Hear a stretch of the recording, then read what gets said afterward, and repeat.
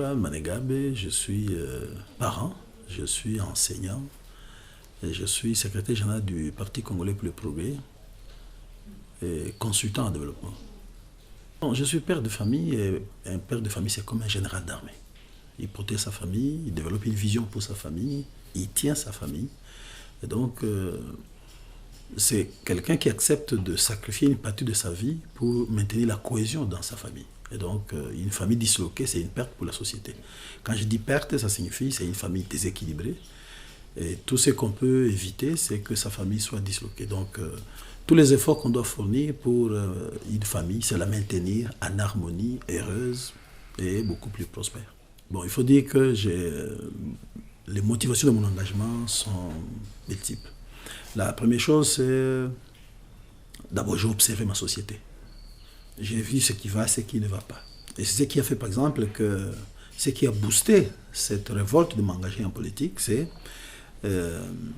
toutes les guerres en répétition que nous avons connues. C'est inacceptable qu'un citoyen congolais assiste passivement à l'occupation du pays. Et c'est comme ça que nous avons commencé à résister d'abord à l'occupation étrangère qui a été imposée à la RDC. Secondairement, j'ai travaillé pendant 18 ans dans les agences de coopération bilatérale et dans les ONG internationales.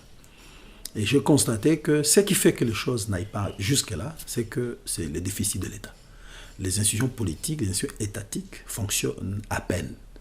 Et ça fait que ça laisse notre société comme s'il était en train de fonctionner dans une logique de la tragédie du commun. Et donc, les biens communs sont sacrifiés et tout le monde essaie un peu de glaner, essayer de trouver des solutions à ces petits problèmes, oubliant que les grandes questions et les questions communes restent non résolues. Et c'est ce qui a fait que j'ai enfin un constat que même si on mettait une ONG internationale ou une agence internationale devant la porte de chaque famille, ça ne marchera jamais.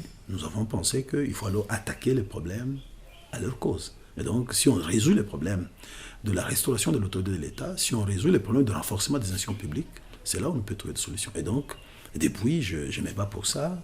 Et quand j'observe, parce qu'en fait, toute notre vie est faite d'un idéal. Ça signifie, quand on compare l'idéal par rapport à l'état où on se trouve, on est obligé de trouver des solutions. Et vous savez, lorsqu'on fait de la politique, malheureusement, les gens confondent la politique et les activités commerciales. L'on pense que la politique, c'est là où on va aller s'enrichir. L'on pense que la politique, c'est là où on va trouver des solutions aux problèmes personnels.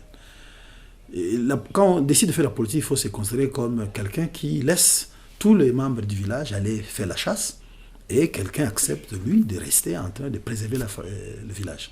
Pour que ceux qui auront été à la chasse, ceux qui auront été à la pêche, quand ils ramènent leur butin, ils trouvent au moins la société sécurisée. Et c'est ça le rôle d'un politicien. Ça signifie travailler sur des grandes questions qui sécurisent les uns et les autres. On peut trouver des solutions individuelles, mais d'abord, on aura trouvé des grandes solutions sur les questions générales.